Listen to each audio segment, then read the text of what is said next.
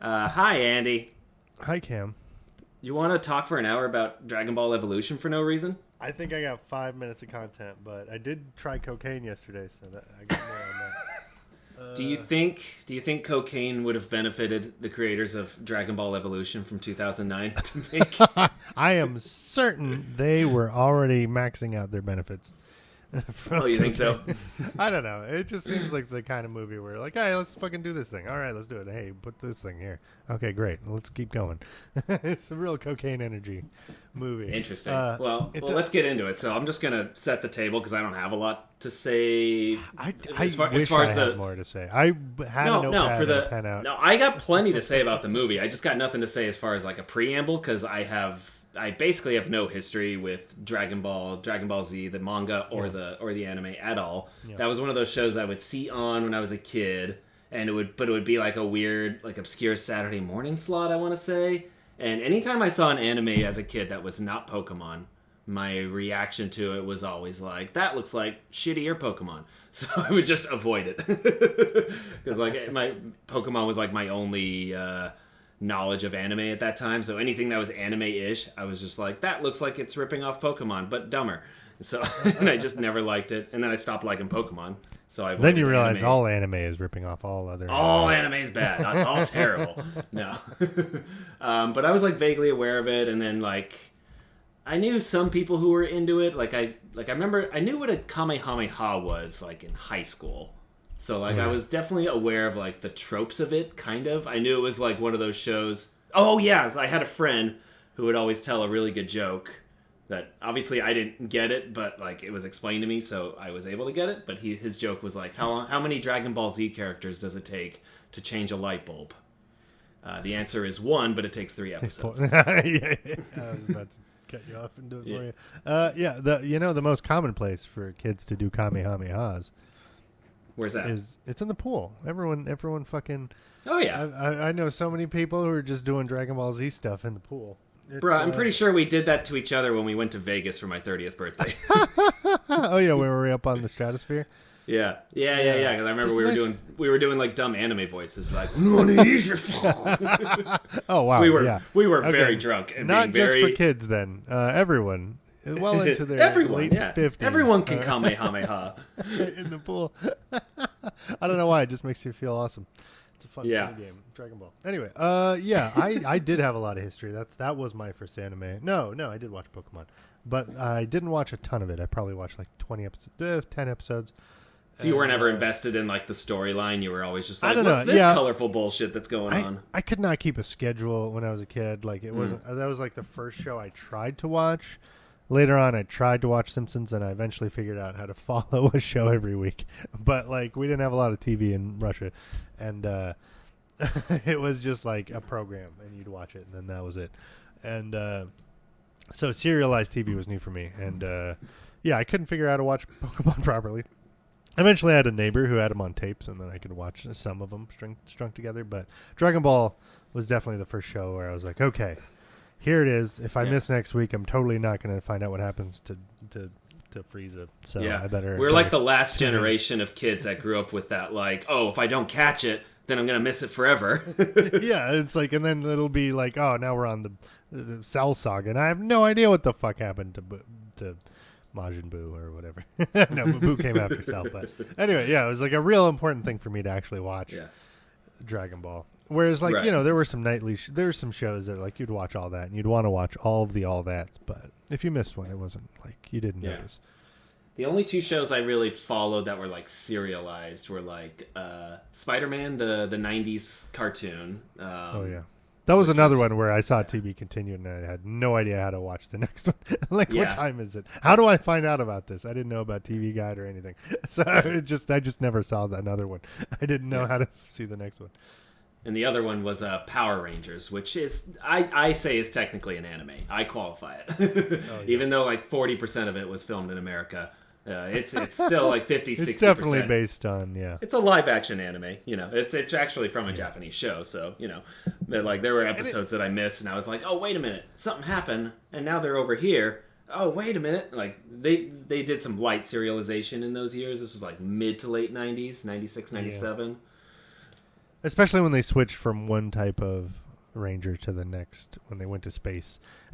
Sorry, that really blew my mind. Yeah, when they went to space, really fucked me up. I was like, "What? We're going to the same space thing now?" Oh my god.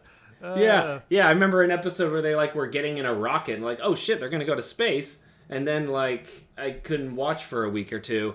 And then next thing they were just in space, and then I got mad. I was like, "Oh, they're just already in space. I didn't see them get to space." They didn't explain what space was like. Wow, I had the exact same experience, my man. I saw the rocket fly off, and then later they were just fighting robot crabs, and I was like, "Oh man, I missed the core bits."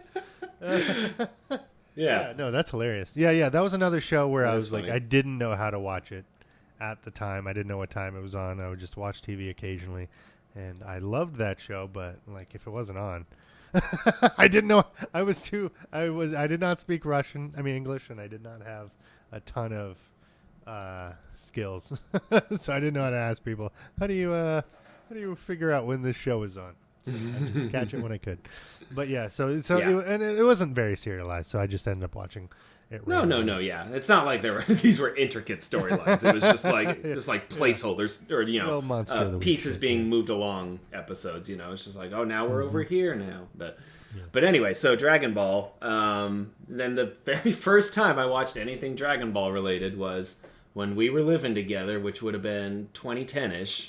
This movie's 2009, so it would have been 2010ish when it came out on DVD or it just been out or whatever. You bought the Blu-ray and we watched it, and I remember being incredibly stoned and very confused and just none of what I'm watching makes sense. And then eventually it ended, and I breathed a sigh of relief and went about my day. No, I don't know. I don't have too many specific memories from the first time watching it, but just most of it went over my head, and I remember being pretty campy is the word I would have used to describe that. It's so. Don't campy. Think I would I don't know if I would actually describe it that way now. It's a little different than campy. But we'll get into that. Let me. I want to first hear. I want to hear the first time you saw this movie, what your first impression was, and kind of your reaction to the rest of the world's reaction from what you were aware of. Right. I was not aware of how reviled this movie was. I knew it wasn't popular because I saw it in theaters and no one was at the theater. Oh, big flop! Completely empty. Yeah, and I was like. But I was having a great day. That's definitely part of why I love this movie is because I was probably 17 or whatever the fuck it was. 2007, you said? 2009. So we would have been, we were 19, 20. Yeah. Yeah, I'm sure I was 19 because I'm sure it was right after it came out. And I was just having a great day driving around with my buddies, specifically the one who gave me cocaine. And he and his brother... I'm sure his brother was... Wait, he gave you cocaine that day? No. He just gave me... Yesterday was the first time I tried cocaine. We're all adults now. I'm just kidding. We're over... You can do cocaine after you turn 30. That's the rules. Yeah, they don't tell you that. They don't tell you that, but that's true. I fully believe that should be real. Come on. What am I going to... Anyway, I'm either into it or I'm not. Anyway, whatever. Fuck that. I guess I was having a fantastic day. We decided to go see a movie. There's no one in the theater. We're just having a great time joking about it. It came out in April 2009, by the way. So it was definitely the summer. So it's probably May, June, something like that. Maybe it was. Yeah, it's probably May. I'm surprised it's still been in theaters by the summer. But probably wasn't in a lot of theaters. It was a bigger. It was a huge flop. It made $9 million in the U.S., maybe it was which April. is maybe nothing. It was April. But I remember being hot. I don't know. We were just having a nice day out, and we're joking and laughing throughout the movie. And I just had a great time watching it. It's a really simple movie. I hate a lot of things about a lot of movies. And this movie is reviled on the internet. Even after you decided, hey, you like this bad movie, and I was like, oh yeah, I'd love to talk about that. A week later, I was just on Reddit, and there was a thread what's the worst movie you've ever seen? And Dragonball Evolution was third, and I was like, oh man, come on guys, come on. It's not ambitious. It's not trying to be.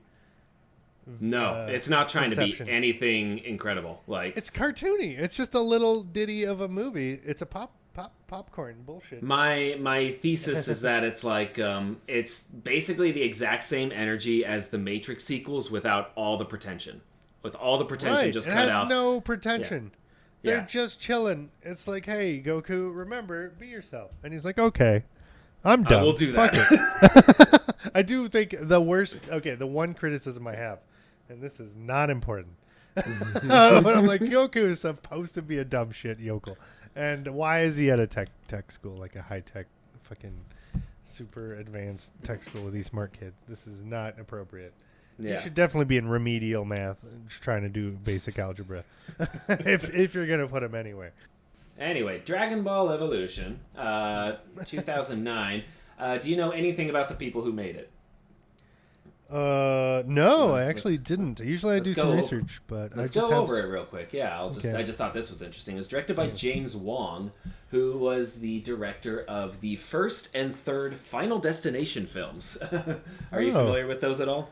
I really hate gore, so I avoided those ones. Yeah, I figured they weren't your thing, but I think it is one of the more creative horror franchises, certainly of the last, quarter century. There's horror franchises really are just like not even a thing anymore, but one of the more creative ones. It's basically like, it's just the concept of death is the monster, and you skipped your doom, like you were supposed to die in this plane crash, but someone had a premonition, and now all the people that were supposed to die in the plane crash need to die in other ways. And it's like, there's so many sequences where it's like they're dying by like a Rube Goldberg machine, basically. It's like, he knocked a cup over. The cup like went on an outlet and caused the power to go out. He grabbed a candle. Whoops, he slipped on the stair when he was grabbing the candle. It's like this elaborate, like one thing leads to another.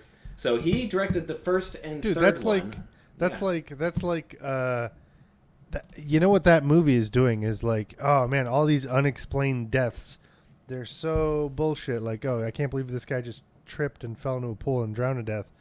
It's like so stupid. It's like giving all the stupid, weird coincidence deaths of the universe just kind of like it's like a little satisfying fate nugget for your brain to be like, okay, those are also explained. That guy should have died earlier, but instead he fell on a fucking fork and it cut out his jugular and he died in a dumb way.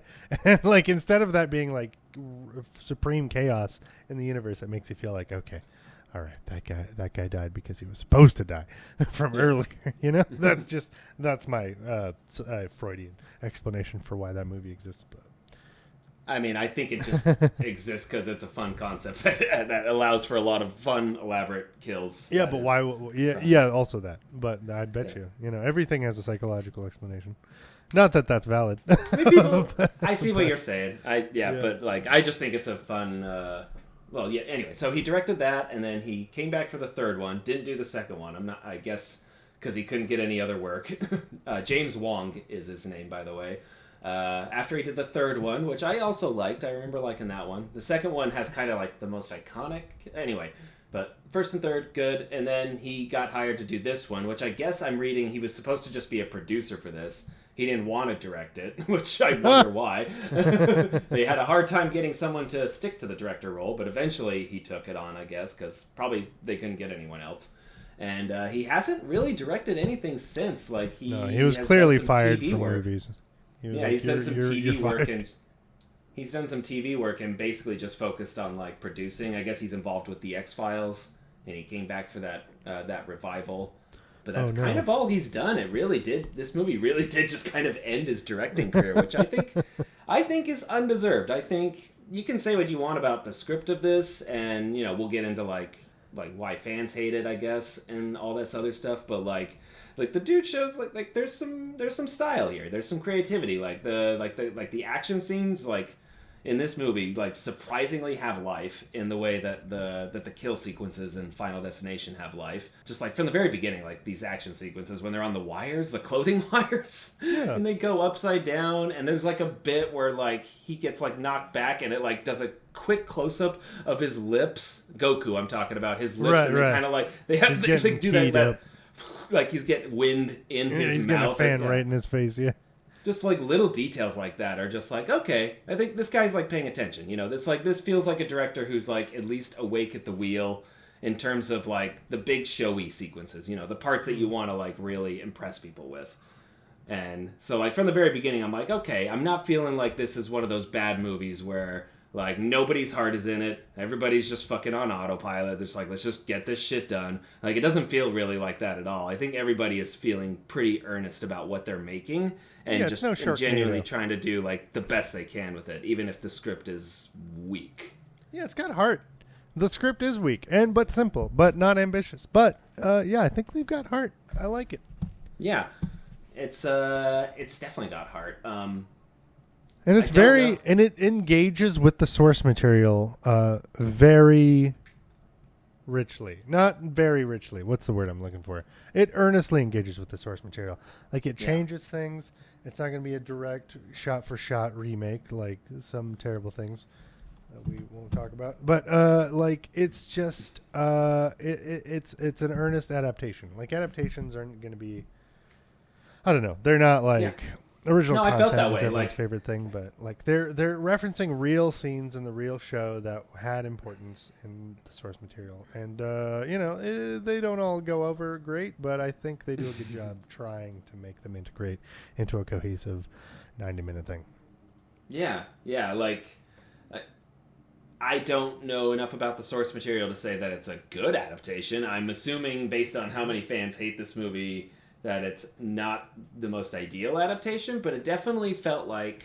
I was definitely like, okay, the people who made this, like, at least have understanding of at least the broad strokes of this world, because, like, I just get the sense, like, oh, this is, like, we're just being shuttled off through this world that's just full of all this ridiculous shit and these dumb rules that we don't really know, and we're just kind of along for the ride. Yeah, I don't know. I just keep thinking, like, there's like a moment towards the end where they're driving in a Jeep and they just suddenly start flying with it, and I didn't even question it. I was just like, okay, sure. Like, that makes classic sense. Anime bullshit. Yeah. Yeah. And there is a lot of anime bullshit. Yes, and it is an anime. But I also have a good theory for why everyone hates this movie unjustly. I feel like everyone... Dragon Ball Z really picked up steam when it got more intense, and then it got really popular. But for a while, it was Dragon Ball before Dragon Ball Z started. And Dragon Ball has a very different tone and flavor. It's much more childish and much and dumber and more like this movie. And this movie is an adaptation of Dragon Ball and not of Dragon Ball Z. And everyone, I think, was going to this movie looking for, like, just crazy fucking pro wrestling, intense, like, struggles, beefy boys just hitting each other, really fast punches, just like crazy action, over the top nonsense, which was what Dragon Ball Z became at its peak. But and that's when the show got popular, so that's what everyone who only watched some of it would probably have remembered. But Dragon Ball was a goofy nonsense show with more perversion, more regular Japanese just like shit, and they did a nod to that with Master Roshi. But I thought the balance for how creepy Master Roshi was relative to how creepy he used to be it was admirable. Like, they fucking nailed the tone to make it even hold up to this day. And I was like, wow, that's pretty good. They kept Roshi likable despite him in the show being completely an unsupportable pervert. Roshi, so Roshi's the character that he's the Chow Yun Fat character, right? That's right. Oh yeah, it was crazy that Chow Yun Fat's in this. That's I was like, I know that name. Fucking Crouching Tiger, Hidden Dragon. Like, what? Yeah. Like, I haven't seen that movie, but from what I know, it's a very prestigious, respected, like, martial arts Asian kind of fantasy film, right? Am I wrong? Yeah. Okay. Yeah, so I it's on my watch list. I need to get around to that. But, like, that's so funny that he's, like, a prestigious Chinese actor. And he shows up in this thing. And Stephen Chow also is the producer of this film, which is so funny. Who's that? Stephen Chow, director and star of Kung Fu Hustle, is the thing he's most known for. That's nuts. Yeah, he's like a big Chinese actor and director, actually. Kung Fu Hustle is the only film I recognize, but he's done King of Comedy, New King of Comedy, The Mermaid. But anyway, the only reason that stuck out to me is because James Marsters, who plays Piccolo in this movie, or as I call him, Green Spike, he keeps talking about how he was like, the reason he signed on to do the movies was that they lied about the budget. They said it was going to be like a $100+ million big Hollywood budget with like all these crazy effects and everything, and that Stephen Chow was attached to direct it. And he was like, "Oh fuck yeah, sign me up." And then they get to the set and they find out it's actually a $30 million budget and it's being filmed in an abandoned jeans factory. Stephen Chow is just a producer, and also you've already signed on. You can't back out at this point. Whoops. To talk about Marsters, I just think it's funny that he's a big Shakespeare guy. Like, you know, he brings a lot of, like, I think he might have gone to Juilliard, or he's just very classically trained in Shakespeare. He loves Shakespeare, and he brought a lot of that to like Buffy and stuff like that. And so he just like, people were asking about this work, and he was like, "Oh yeah, you know, I was drawn to Piccolo because he's a very Shakespearean guy." And it's like, you just fucking describe Shakespeare about everything. You can't do that. Like, I think he was just grasping at straws to do anything to make this movie sound interesting, because it sounds like he was very bummed with what he showed up to film. We got two white people who are what you exactly want to lead an Asian adaptation. I don't care about that. It's very much a product of its time. Very much, it's like, oh, if we don't put a white person in this film, no one's going to want to see it. If it's all Asian people, no one's going to want to see it. I really don't think that's the case. I think that is 100% the case. They would never. They hold auditions, and you're not going to get A-list actors. It's not like Steven. Well, I'm not talking about his obscurity. I'm just I even think the actor's good. Justin Chatwin, I think he's fine. But I just think it's funny that, like, nowadays you wouldn't cast a white guy to play Goku. That just would not happen in a million years. Like, try casting a white guy to play fucking, I don't know, like a white girl to play Mulan or something. Like, this just, like, that would just be so dumb at this point. Sure, Mulan, because that's such a Chinese movie. But, like, for Goku and Dragon Ball and it's a Western adaptation, I think it's fine. You're not going to get, like, an A-list Asian actor. You're gonna get like if you're gonna restrict you're gonna need, well, first off, Goku needs to be super big relative to all the other Western actors you're gonna get as B. Like, you're not gonna, it's difficult to populate a whole world with Asian people if you're filming in LA. It's not impossible, but it's just like a huge overhead burden, right? So are you saying that LA did not have a lot of Asian actors in the late 2010s? Because I'm gonna call bullshit on that. I'm saying it's hard to populate an entire world with just the same. It's actually weird. If you made the entire if you made the entire world, the high school and the tournament with all Asian people, you're like, why was this movie filmed in LA? Like, you're gonna end up populating with the best people from the audition, who are gonna be a diverse group of people, and that's fine if it's a Western adaptation. I'm not criticizing this movie for having white people in it. I'm specifically talking about the leads of a famous Japanese work being turned white. Like, that is a little weird. Like, I'm not saying that white people shouldn't exist in this movie. Like, I don't think anybody's saying the same thing about Marsters. Like, he was fine as Piccolo. Piccolo's a big green guy. Who cares what ethnicity he is? Like, the high school, obviously there's going to be white kids in the high school. I'm just saying. Sure. Nowadays, but once you have that, and then you have Goku, who is just a beef unless monster. You're doing a full diversity thing. Like, if it's either Goku all is diversity, a professional or wrestler. It's like, or stick to the original. He's got a professional. He's got a pro wrestler build. Goku, in the Dragon Ball, he's a kid, and in Dragon Ball Z, he's just a beef monster. Yeah. And I don't know how many Asian beef monsters you think auditioned for this movie. Well, they didn't hire a beef monster. What are you even saying? No. What does that have to do with anything? Here's another thing. Justin Chatwin is not a beef monster. He has to be a kid. No, he's not. But that's another problem that people have with the movie. I'm just saying there's a number of things that he could. I don't know. You can't use the argument like, oh, well, they didn't cast an Asian person in the lead because they can't find a guy who's beefy enough when they fucking hired a non-beefy white guy. That's an invalid argument. Like, they were clearly not fair. I promise you, this was a Hollywood mentality at the time. They would not have cast an Asian lead, just period. Otherwise, they would have been like, we're not going to make money. Well, first off, they're starting at Dragon Ball so they could build to Dragon Ball Z, and that's where the money is, And I think they were trying to hire someone who is compatible with both an Asian or a non-Asian further Dragon Ball Z type casting, you know. And Chatwin doesn't look not a little Asian, you know. I think he was just like a compatible middle ground guy, like a generic guy who like they were gonna hire like a bigger guy for the Z once he evolves into whatever the fuck, and he's just kind of a generic looking dude and they could gone in any direction. Whereas if they started with an Asian guy and then for Dragon Ball Z moved into a white guy, that would have been even worse, you know.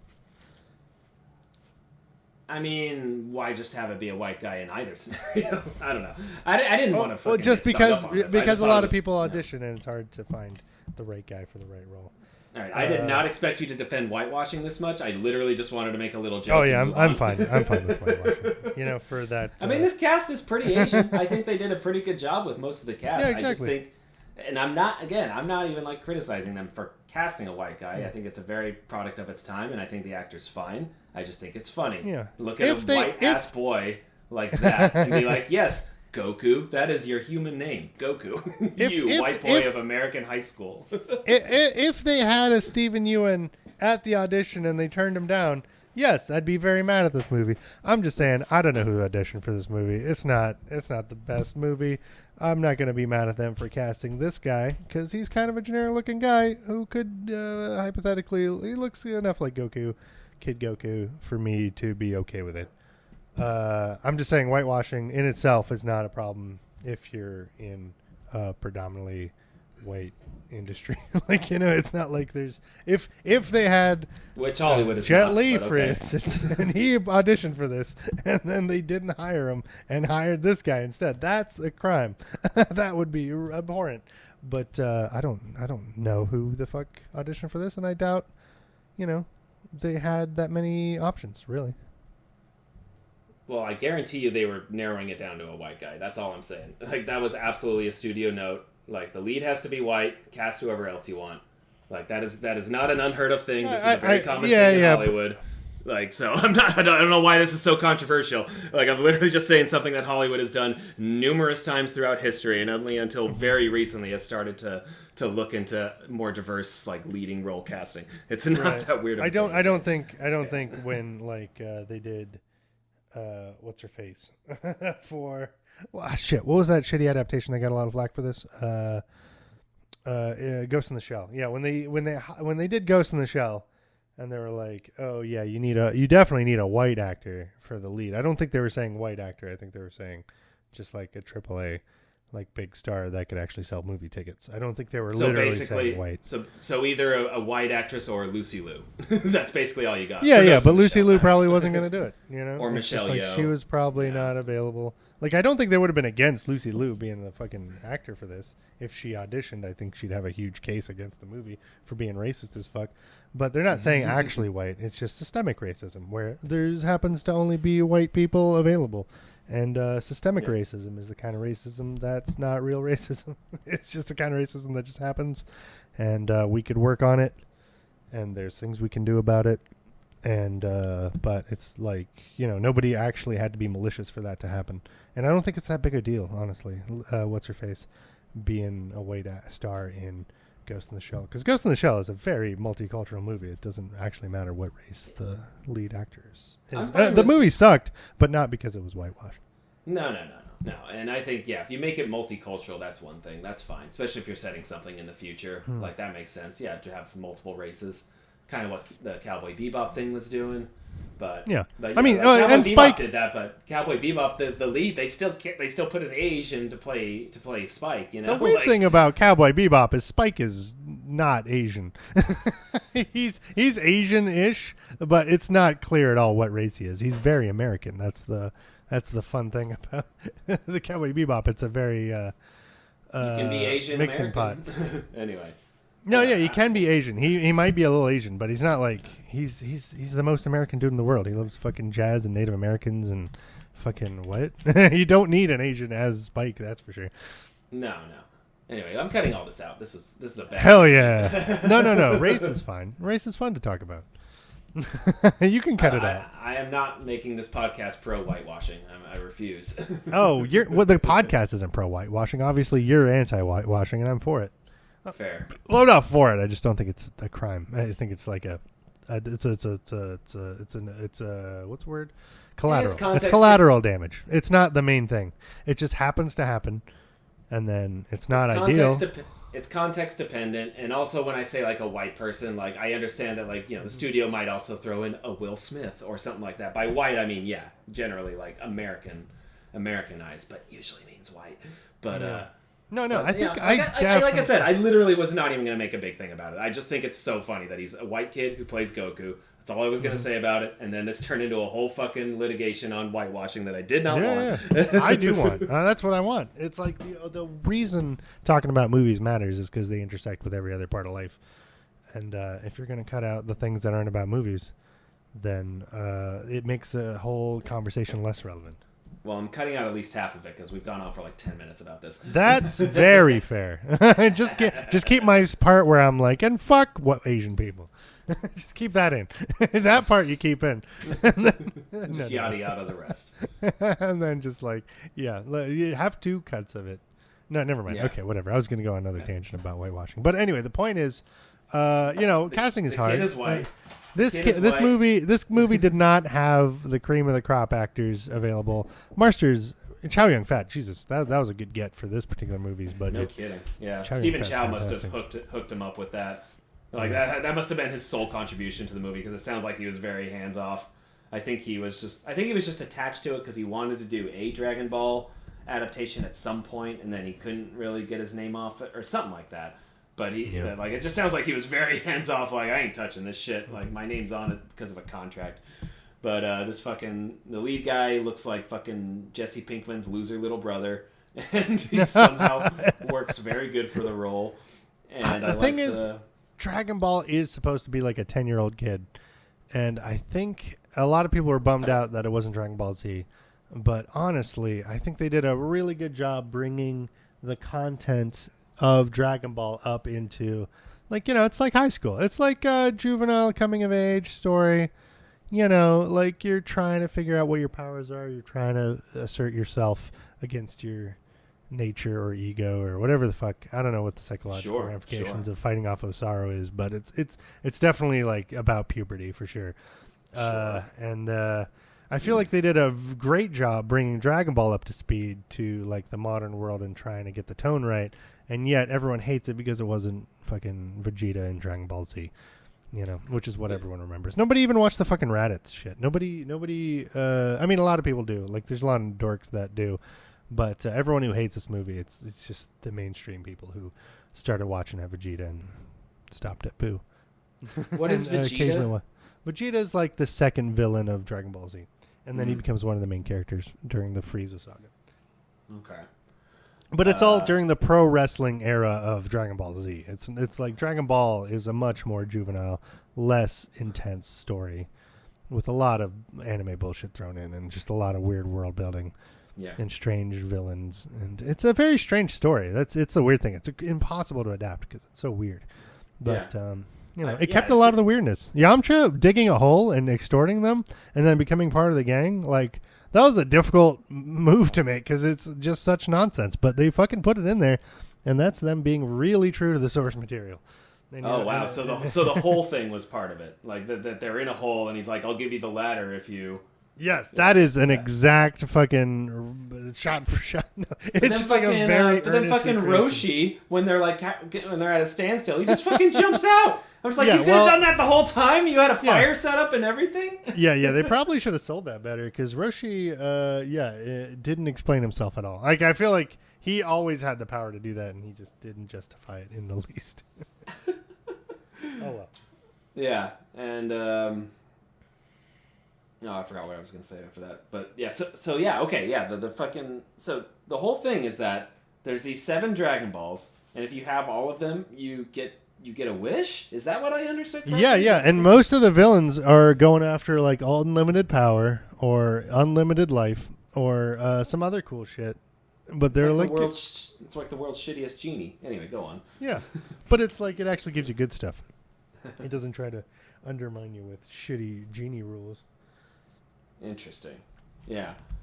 I was trying to try to guess okay, what shit is this movie making up, and then what is actually from the anime / source material, and by the end I think most of it was source material. Like, it didn't feel like it's that effect that I was saying, where it's just like it felt like they kind of understood the world, even if it's just in a super dumbed down kind of way. Although I'm sure they just had to. It's like 40 hours, and they had to cut it down to 85 minutes. But yeah, so I wouldn't call it dumbed down so much as like they cut out even more dumb shit. Like, the world is very random in anime, and they made it pretty grounded, I think, relative to what they could have done, where it could have been way over the top and way campier. It's a pretty campy show, and then they made it pretty campy because that's the tone of the show. Yeah. But it worked. I don't know, man. It worked for me. It didn't work for anybody. It did not work. I take that back. It did not work for anybody. I kind of like I mentioned the Matrix sequels earlier, and that's like, I kind of enjoy those just for that very same reason. It's just like, it's very anime-y. It's just having fun, but it is pretentious, so maybe that's why people don't like it, and it never matches the gravitas of the first one. I think that's why most people hate the sequels. I think the sequels are fine. Like, they're dumb. They're anime bullshit, but that's kind of what it's the same thing with this movie. Yeah. Just similar, just really, really dumb stupidness. Yeah, and I agree that they're allowed to exist, but at the same time, I thought the first one was so awesome that the other ones, it's not that they shouldn't be allowed to exist, but I watch them, and I'm done with them, and that's their place in the world. Yeah. I'm glad nobody has to talk about them anymore. Yeah. So getting back to this movie, I'm just looking over my notes. Just like, so you said they thought they did a good job of bringing it up to the modern world. I think that's where kind of the movie struggles the most. I think the high school scenes are just riddled with 2000s tropes. Just like, it is the most 2000s movie as it can be with these high school scenes. Just like with the way the bullies interact, and like oh, he's impressing his crush and all that, it's so tropey. But does this stuff work for you? Or it's an eternal story. Just a shitty guy trying to win a girl. I think the girl is way too into him. I didn't buy that. They could have done that better. Like, I liked him flailing against the bullies and not doing a good job. And in a way, I feel like there should have been a different girl he met at the tournament who was into him for different reasons. Like, the girl at the high school should not have been the same girl at the tournament. Like, if they just changed that, it'd be way more believable. My thing was that it was like they wrote it as like, oh, they're getting into each other. It's a blossoming love story, classic Hollywood. But then, like, they kind of have the vibe with each other as if they're already boyfriend girlfriend. Like, it feels like the movie was trying to be like, oh, these guys are like an emotional center, but also they're just falling in love. And it's like, no, you can't do both. Like, you got to do one or the other. I think it would have made more sense if they. It's the same problem in Star Wars Episode 2, Attack of the Clones, because the story knows they're going to get together, and everyone knows they're going to get together, and then they're just trying to sell like, oh, they're in the fields and talking about politics, and they're just going to fall in love. Don't worry.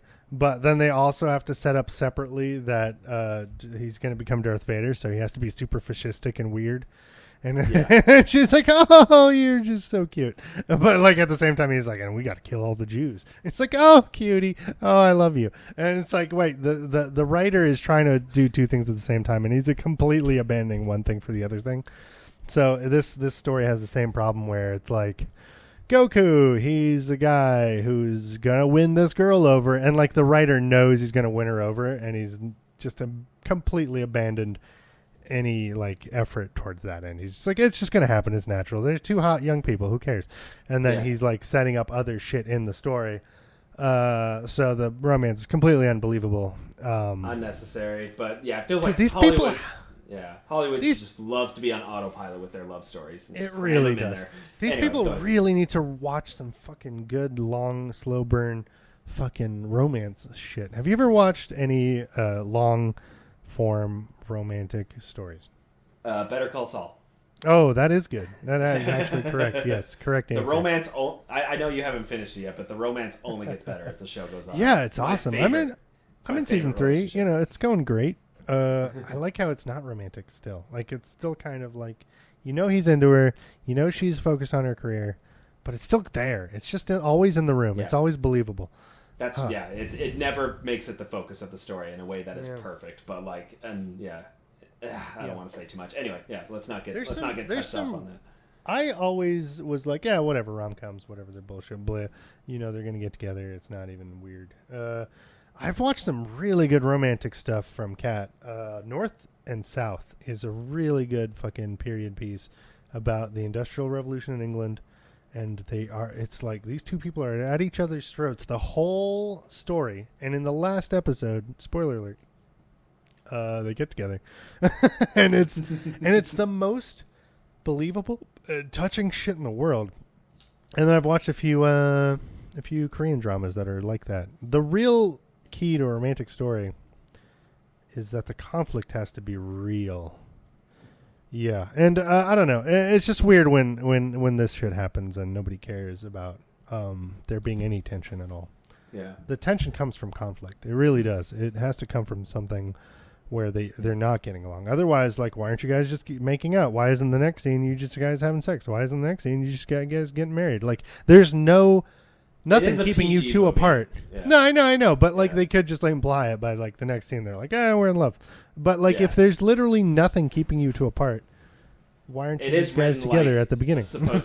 It is written almost as if it's like a 10-year-old's idea of what starting a relationship is like, you know, like which makes sense because the character's supposed to be 10. Which begs the question: why do they put romance in the story where the character's supposed to be 10? Because he's in high school. It's a coming of age movie, but And it's also just it's a forced Hollywood trope. There's got to be a romantic subplot, which I only feel like is just now starting to go by the wayside, which I think is great. Like, I always like a good story where there's like a lead, especially if it's a male and female, and they don't hook up. I think it's rare, and I think it's nice when it's pulled off that they're just platonic. But I also don't want Hollywood to like be afraid of it in a weird way, because sometimes they make a thing and they're just, I don't know, Hollywood's just like really trying to play it safe in so many ways right now. Anyway, but I think a lot of writers just suck unnecessary. At romance. I almost got super on board with it when in the middle, when fucking Piccolo's like accomplice does like a doppelganger face swap, like she becomes disguised as the other girl to like steal the Dragon Ball or whatever. And I was, because like for a second you just see her do it, like the love interest is like acting evil, and I was like, wait a minute, she's a femme fatale, like she was evil the whole time. That's fucking awesome. And then immediately it was like, oh no, she's not a body double. I was like, fuck. This movie almost got awesome. Yeah. If a character's super derpy and just predictable throughout the plot, and then they end up being a supervillain, that's fantastic. And that's what should have happened with Jar Jar Binks in Star Wars episode. Sorry, I can't help bring it back to Star Wars. But have you heard of this Darth Jar Jar theory? Oh, I know. I haven't. I know. Oh my God, it's so good. They've actually planted so many seeds of Jar Jar being like the cause of the shift to the Empire, and throughout Episode 1, and it justifies his entire existence.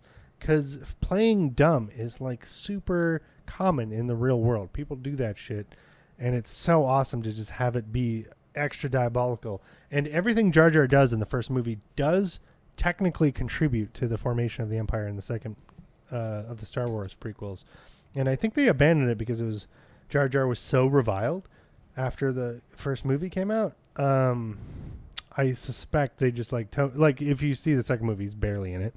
But if they just flipped it and just made him become the source of all the chaos, and it's crazy how people put this together. There's like so many clues actually possible, but sadly, the second movie just like doubled down on how shitty. So it's a Neville Longbottom situation from the Harry Potter books.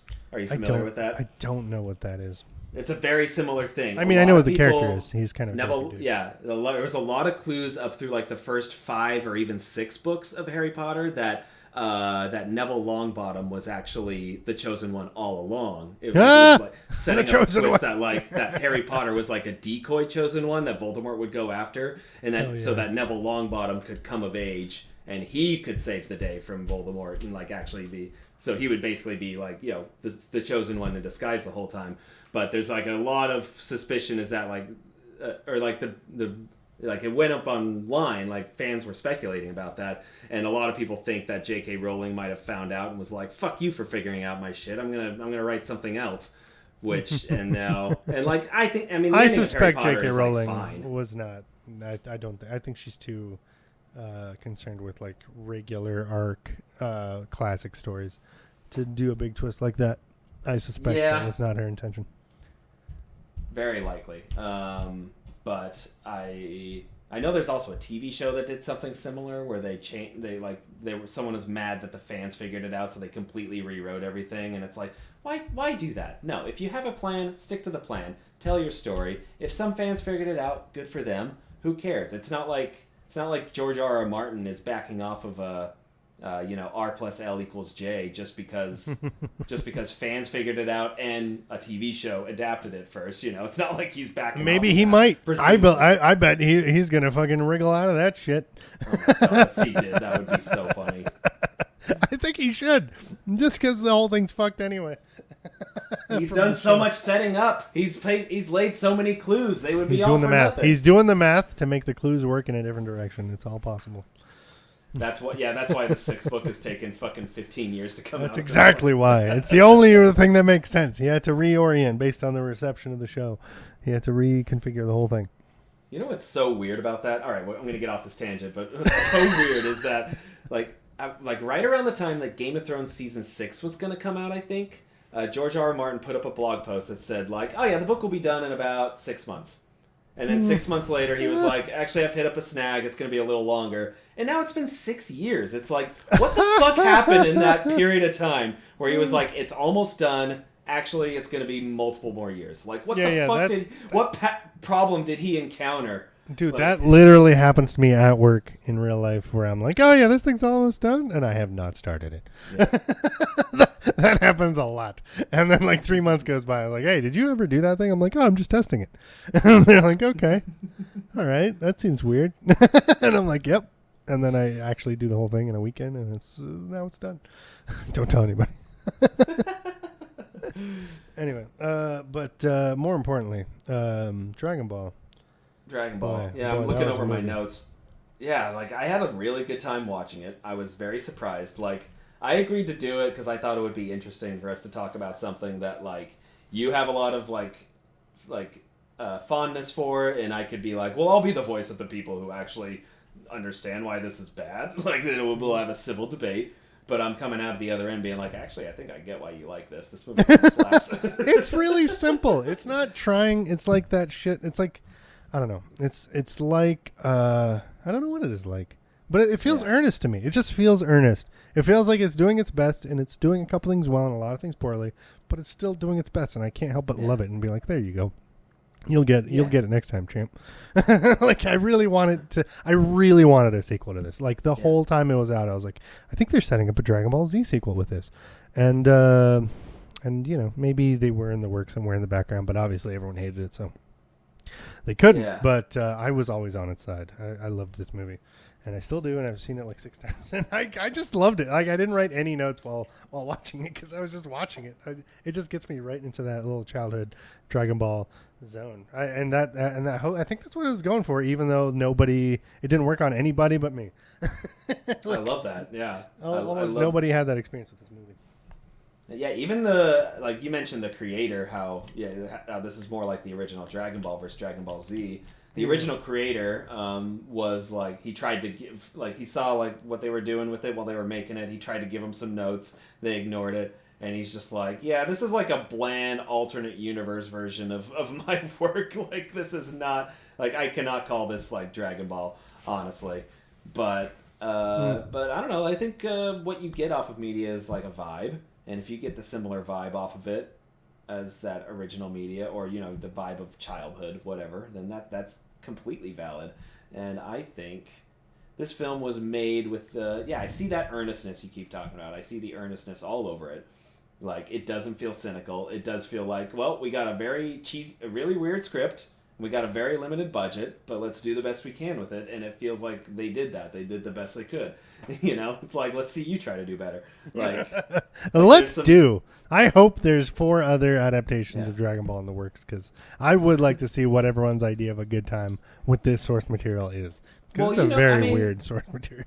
I mean, we've both seen the movie. We both know there's a mid-credits scene, There's a mid-credits scene where we see that Green Spike is actually alive. Yeah. Well, I suspect that so Piccolo died. There's a sequel coming. No, Piccolo died. That is the new Piccolo that was birthed from his ashes. That is part of the canon. Is he as he's dying, really? He vomits up an egg that becomes the good Piccolo from later. Yeah, he's redeemed. Piccolo's redeemed. That's the cool thing about Dragon Ball Z is it redeems 2 major villains, and it's a really good arc for both of them. That explains why there was like one bit where James Marsters, one clip from an interview where he was like, yeah, it's too bad we didn't make a second one, because the second one he would have actually gotten interesting in the second one, and it's like, Piccolo's a lot of people's favorite character. He's very fun. I love Piccolo, although his name is dumb, and everyone's name is dumb. Do you know Gohan means rice? What the fuck is this bullshit? All right, so I just want to try to remember everything that I liked about this. Yeah, I like the end credit sequence where it's like, oh yeah, establishing the sequels, got to do that. And like, I just wanted to see, how every Marvel movie ends with like whatever hero they tease, like Spider-Man will return in Spider-Man Homecoming or whatever. It was like fucking, I want to see the end sequence and then just fucking that like Piccolo will return in Dragon Ball Evolution 2. Keep Dragon Balling. But we didn't. Yeah. Oh boy. We'll never know what happened. We did not get the funding. The funding did not go through. The call did not come in from the governor. We do not live in the universe where the DBCU is the dominant box office. Oh God, that really could have happened too. Fuck. It could have. We could have had 3 phases of the DBCU. There would have been all this lore, all these obscure side characters coming in. Disney would have bought it. It would have been wild. We would have been living in a different world, man. Oh, what could have been? Yeah, if only Robert Downey Jr. had taken the Goku role instead of Iron Man. Oh boy, that's some whitewashing. Worth fighting for. I'm sure it was a real Sophie's choice for him, It's like, hippest, coolest billionaire superhero or Goku? Choices. Yoko, farmer. Yoko, farmer, barely literate. Yeah. He's already in his 40s by this point. High school kid. I think I can pull it off. Hey, he pulls it off. Yeah, whatever. He looks youthful. No. Iron Man was a better choice for sure. But boy, do I not care about the MCU. Yeah, let's finish this up. I'm just gonna go through some of my notes. Let's go through some notes. I fucking loved the very first shot is the dude just completely covered in sweat in slow-mo. And they keep repeating first rule is there are no rules, which I'm just like, what? What kind of fucking tagline is that? It doesn't matter at all. It doesn't. Just like, the first rule, don't try to learn any rules because it doesn't matter. Yeah. Okay, that's some Zen shit. I don't know. Yeah. And the very first fight scene, I was already like, this feels very anime, very over the top. I'm kind of liking this. Mm-hmm. And then, I wrote Dragon Ball more like MacGuffin Ball. The fucking lockers have like a credit card swiper. What the fuck is that? That's not a real thing, is it? It's futuristic. It's supposed to be like, hey, we have motorcycles in a capsule.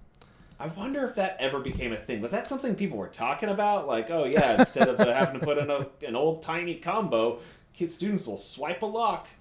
That was just like, that's one of those things where it's like, I can't tell if a movie's trying to be super like unnecessarily creative about modern day things. Almost in an MCU-like way, where their tech is just so... This movie definitely does that shit. Yeah. on the posters in the high school, it says, like, virtual teacher. It's like, okay, but why? Yeah. Why are you adding this concept on the walls of this movie? We're almost... It's 2009. We're almost in the 2010s. It's the future, bro. Well, we're almost at the year that Back to the Future's in, so let's get there. I fucking love that He uses his Dragon Ball powers or whatever to open the lockers because she can't get her homework. And then she, doesn't grab her homework. She just turns around and she's like, hey, you did that, right? Why would you assume a human did that?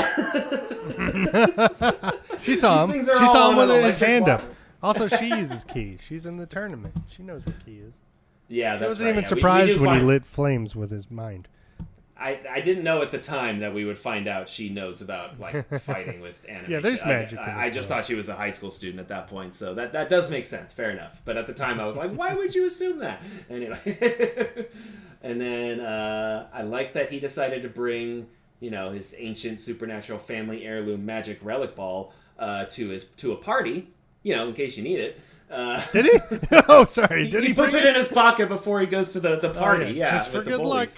Yeah, like better grab this in case I need it. It's a good idea that he did, though. But yeah. Yeah, and then the best scene. I actually saw. I think it was on Reddit or something. Someone re-edited the fight scene with the bully, where just that movement where he flips and he slides on the car on his head. Oh, yeah, I love that move. Yeah. That was a great move. Someone re-edited the fight scene, so he's just doing that over and over. Like, whack!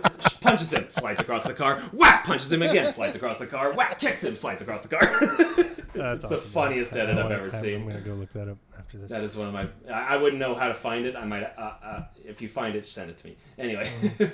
They did the same thing with... I think that's a play off of the Sherlock Holmes, where he does discombobulate. And, exactly. Just keeps discombobulating. It's like, wow, it's the best move. It stuns him for 3 seconds. Why wouldn't you just keep discombobulating? Just plap, plap, plap, plap. Anyway. Oh my god. And I would personally not recommend if something happens to a kid's parents and you're in charge of raising that kid, don't tell them what happened to their kid when they turn 18. Like, maybe tell him before that, or at least give him like a lighter version of the truth. He's just like, when I turn 18, my grandpa's going to tell me what happened to my parents. It's like, that seems like child abuse. That seems psychologically torturous. You're very old. You could die any moment. Just write it down at least. Put it in an envelope so I can just read it.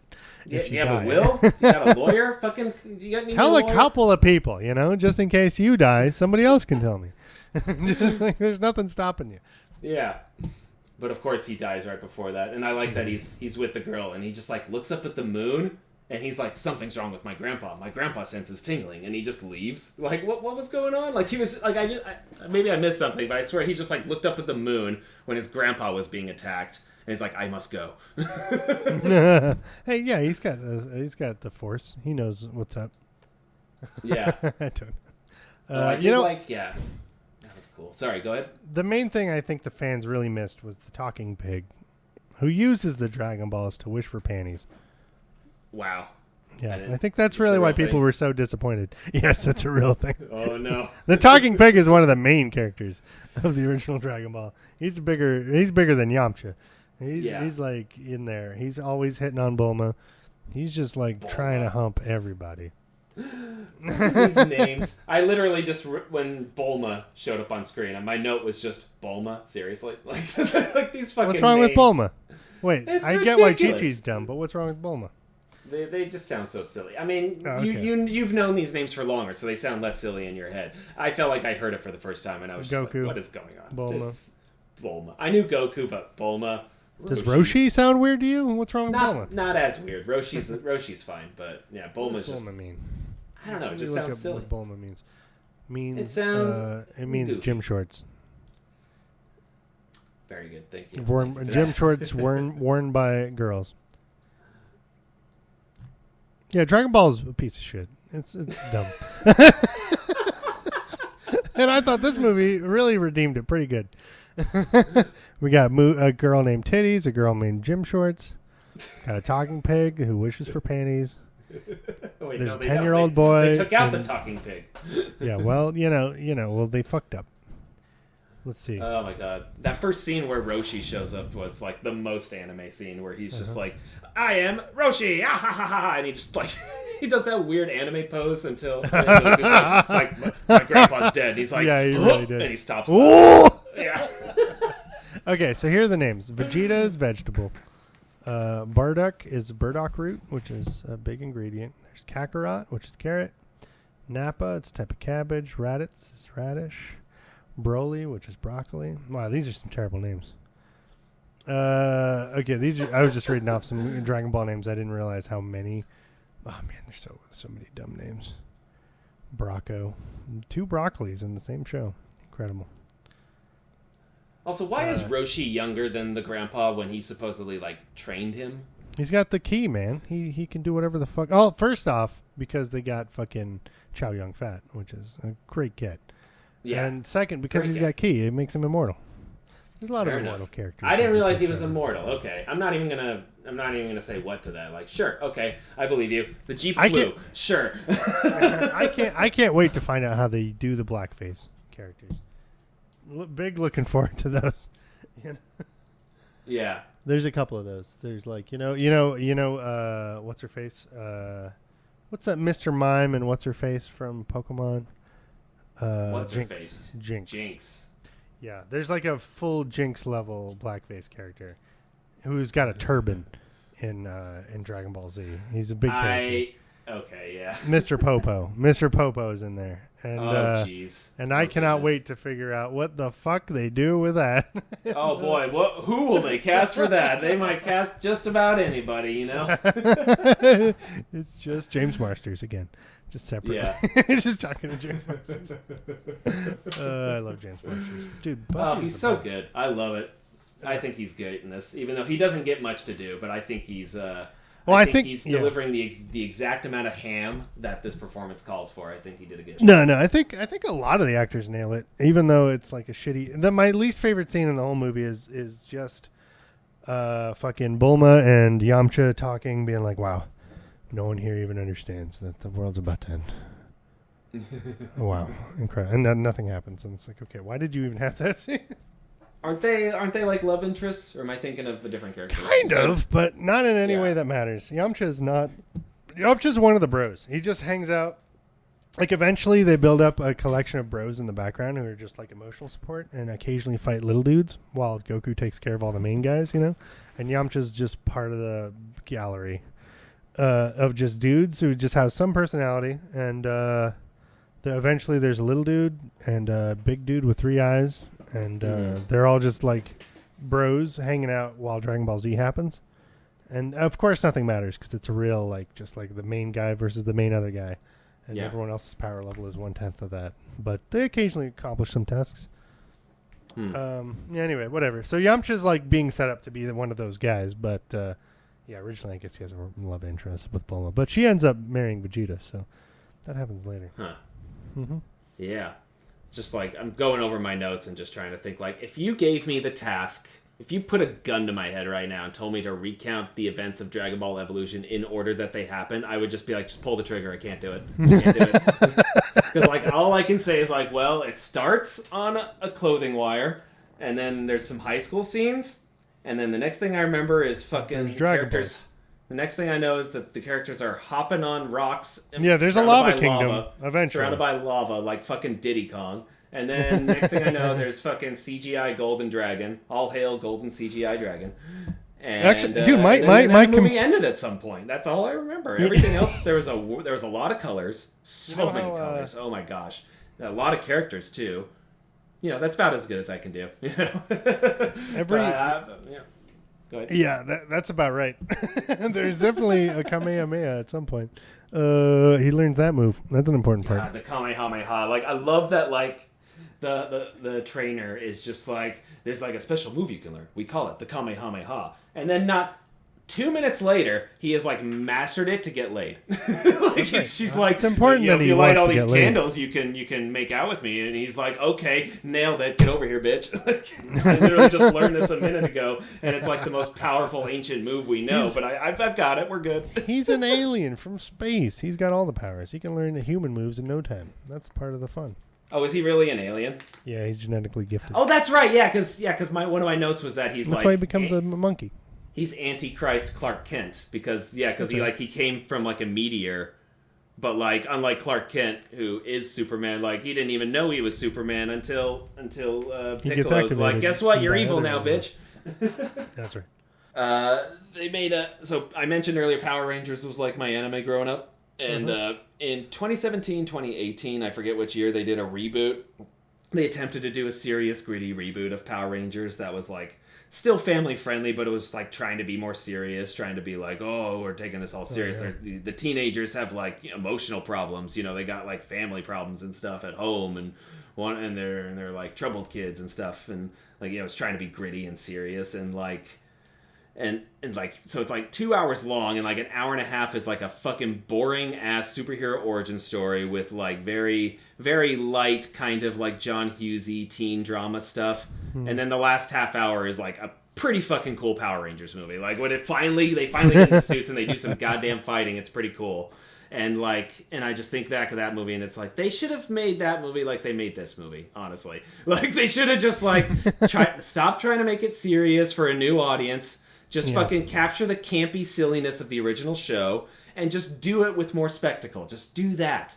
Yeah, and I think everyone liked it more if at the end there was like just a 20-minute fight scene where it was like Dragon Ball Z level. Yeah, I mean, the fight scene at the end is pretty good. I actually like it, but, it could have been maybe a little longer, a little more epic. I think I see what you're saying. Yeah, if they made it a little more like classic Dragon Ball, which they kind of do, but I don't know. Like, it feels anime-ish. There's a lot of colors. They're just, like, holding their hands, and lights are coming from their hands, and they're in the direction of the other guy. That's a very anime thing. I don't know. But yeah, just give us spectacle. Don't hide away from the camp. That's why this Power Rangers movie failed, is it just completely erased the camp. And, like, but the cheesy aspects are still there because you're still adapting it. And it's like, okay, you can't have it be cheesy and take away the camp. Like, the camp is what makes the cheesy work, And